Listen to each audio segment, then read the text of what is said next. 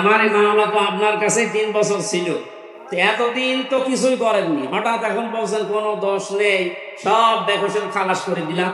বাদী যত বড় হয় মামলা তত কঠিন হয় এবং জামিন পাওয়া তত কঠিন হয়। আপনার বাদী যেহেতু একেবারে আল্লাহর ওলি, এই জন্যে বহুবার মামলা সিএমএম কোর্ট, জজ কোর্ট, হাইকোর্টে ওঠার পরও বলে না, হবে না। এই কয়েকদিন আগে মামলা আমার সব খারিজ হয়ে গেছে। মামলা তো আপনার কাছে 3 বছর ছিল, এতদিন তো কিছুই করেননি, হঠাৎ এখন বলছেন কোনো দোষ নেই, সব বেকসুর খালাস করে দিলাম।